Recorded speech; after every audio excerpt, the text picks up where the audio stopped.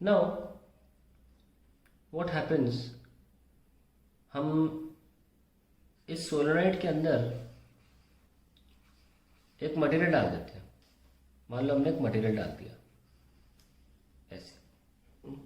तो अब पहले तो इनिशियली सिर्फ बी नॉट फील्ड थी, अब नेट फील्ड क्या आ गई, बी नॉट प्लस मटीरियल की फील्ड भी आ जाएगी। ठीक है, अब मटेरियल की फील्ड कैसे लिखी जाए, ध्यान से देखिएगा।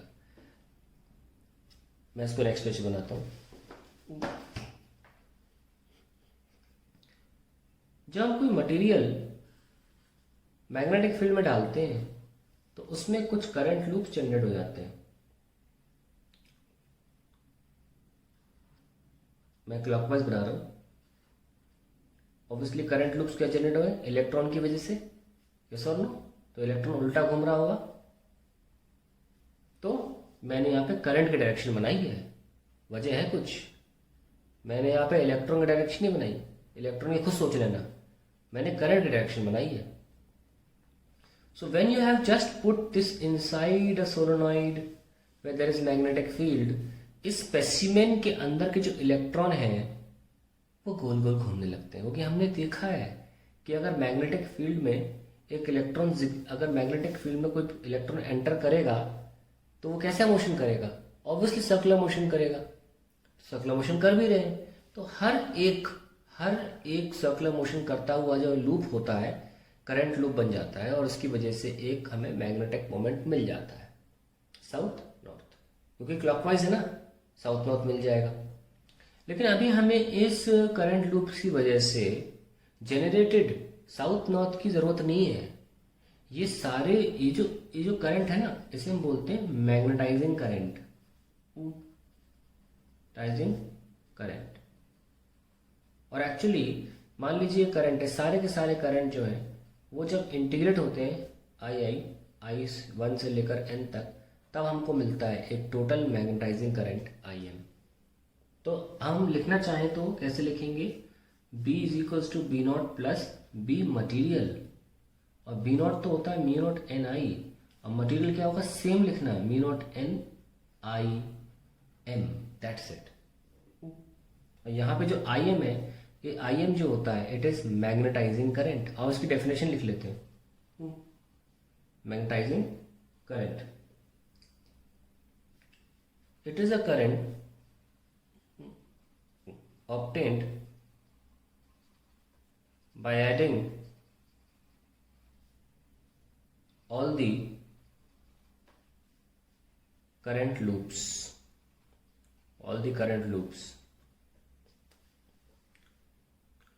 तो ये जो हमारा मैग्नेटाइजिंग करंट है, ये सारे करंट लूप्स की ऐड करने के बाद जो हमें मिलता है ये वो है। अब हम क्या करने वाले हैं, म्यू नॉट एन आई आ गया, म्यू नॉट कॉमन ले लेंगे, N I plus N I M लिख लेंगे। यहाँ पे एम सफिक्स है, ध्यान रखना, मैग्नेटाइजिंग करंट दिखाने के लिए। ये तो खैर एच हो जाएगा, और ये एक नई क्वांटिटी बन जाएगी, और उसे हम बोलते हैं इंटेंसिटी ऑफ मैग्नेटाइजेशन। तो अब हम देखते हैं हमारा दूसरा टर्म क्या था। क्या दूसरा टर्म, इंटेंसिटी ऑफ मैग्नेटाइजेशन।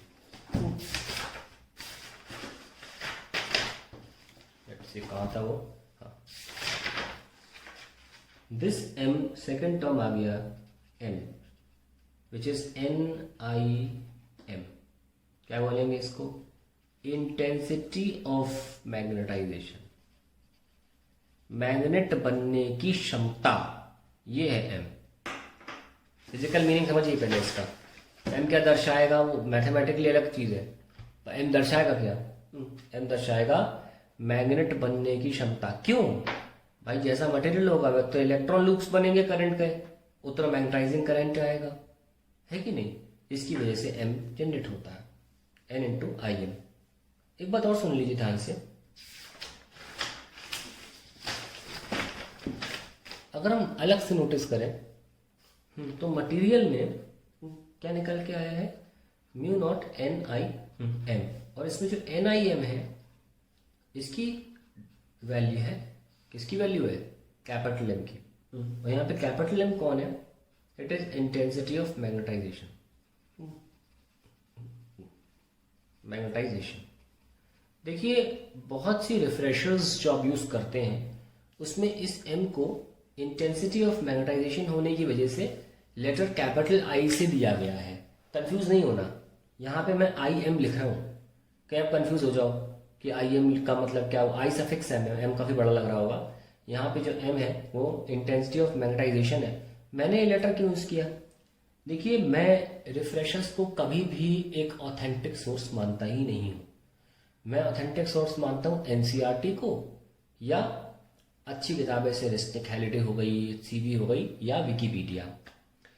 इन तमाम जगहों पर आपको जो इंटेंसिटी ऑफ मैग्नेटाइजेशन दे रखा है वो कैपिटल एम है।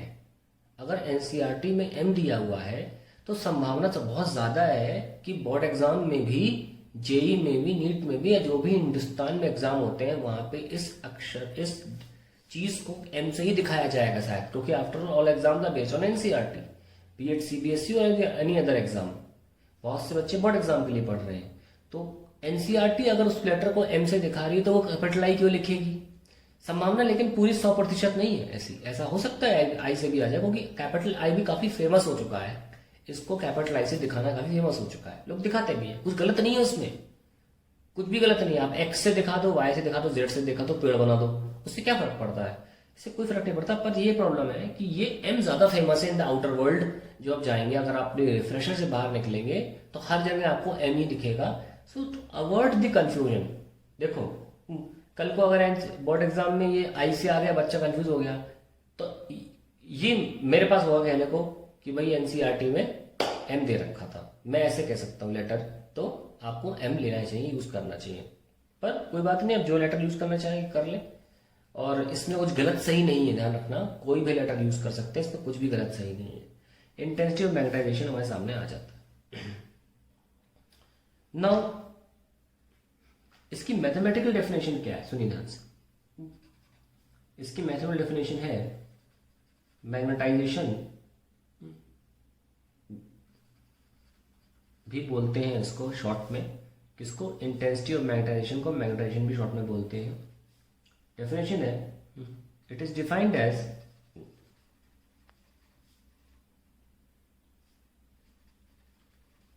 द मैग्नेटिक मोमेंट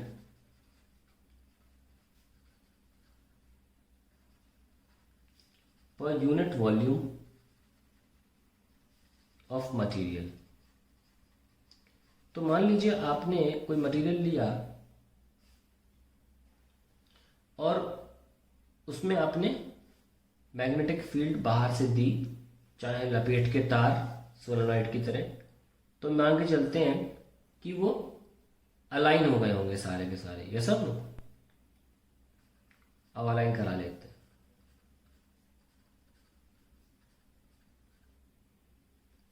अब इसमें से 1 मीटर क्यूब निकाल लो बाहर, 1 मीटर क्यूब बाहर निकाल लिया, तो 1 2 3 4 5 6 मैग्नेटिक मोमेंट है। तो मैग्नेटाइजेशन क्या दिखाता है? It is defined as the magnetic moment per volume, unit volume. आइए सॉल्व करते हैं इसको। तो स्टूडेंट, जैसे कि हमने देखा एक मटेरियल में हमने एक्सटर्नल मैग्नेटिक फील्ड लेकर उसके इलेक्ट्रॉन को स्पिन में कन्वर्ट कर दिया। हर एक spin off electron is nothing but a current loop, और वो सारे करंट लूप मिलके हमको मैग्नेटाइजेशन देते हैं। और मैग्नेटाइजेशन इसीलिए n into that number of turns जो बाहर से आप लगा रहे हो, ठीक है, दैट मैं उसको ही बताऊंगा कि अगर बिना टर्न्स के अगर एक्सटर्नली फील्ड दे रहे हो तो क्या मतलब होता है छोटे n का, और अगर आप सोलेनोइड का इस्तेमाल कर रहे हो तो छोटे n का क्या मतलब बता दूंगा थोड़ी देर में। पहले यहां देखिए m is equals to N I M. यहाँ पे आई एम क्या है? It is the sum of all microscopic current loops, current loops, सारे के सारे करंट लूप्स का सम। मैं यहाँ बना भी देता हूं, अक्सर बच्चे भूल जाते हैं कि ये एरोस का मतलब एक्चुअली में एक सर्कुलेटिंग इलेक्ट्रॉन होता है। अब बंदा यहां से देख रहा है तो यहां से देखने वाला व्यक्ति अगर उसके लिए अगर ये दूर जा रहा है, ये मैग्नेटिक फील्ड होती है साउथ से नॉर्थ, ध्यान रखना। तो अगर ऐसे जा रहा है इसका मतलब उसे ये करंट लूप कैसे दिख रहा हो? क्लॉकवाइज में। बार बार याद दिलाता हूँ, ये बहुत इंपॉर्टेंट पॉइंट है। तो ये यहाँ बाहर निकाल के दिखाऊं तो ये एक्चुअली में इसको क्लॉकवाइज दिख रहा है, कौन, करंट क्लॉकवाइज दिख रहा है, तो इलेक्ट्रॉन का मोशन तो उल्टा होगा ना। ठीक है, मैं बार बार याद दिलाता हूं। अब इसमें से 1 मीटर क्यूब हमने निकाल लिया है, सपोज ये 1 मीटर क्यूब है, और डेफिनेशन क्या थी इसकी, मैग्नेटाइजेशन या इंटेंसिटी ऑफ मैग्नेटाइजेशन की, वो थी total magnetic moment divided by volume of material. Now हम सबको पता है कि मैग्नेटिक मोमेंट का फॉर्मूला होता है I इंटू ए, एक करंट लूप के लिए। एक करंट लूप के लिए क्या होता है, I इंटू ए होता है। पर यहां पर ऐसे कितने लूप्स हैं, n, है ना, अपॉन वॉल्यूम क्या होता है, a into length, the total n है, सॉरी नंबर ऑफ टर्न्स। तो जैसे अगर सोलेनॉइड की बात करें तो टोटल टर्न्स कैपिटल N होते हैं, छोटा n तो number of turns per unit length होता है, सो NIA। ठीक है, ए और A cancel, okay, and what do we get, n divide by L, that becomes small n, and I get NIM। I should be using IM,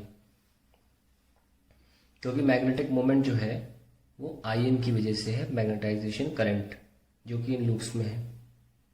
so what are we getting now, NIM। ऐसे हमारे पास definition mathematically भी आ जाती है, समझ लो। तो ये हमारा intensity of magnetisation है।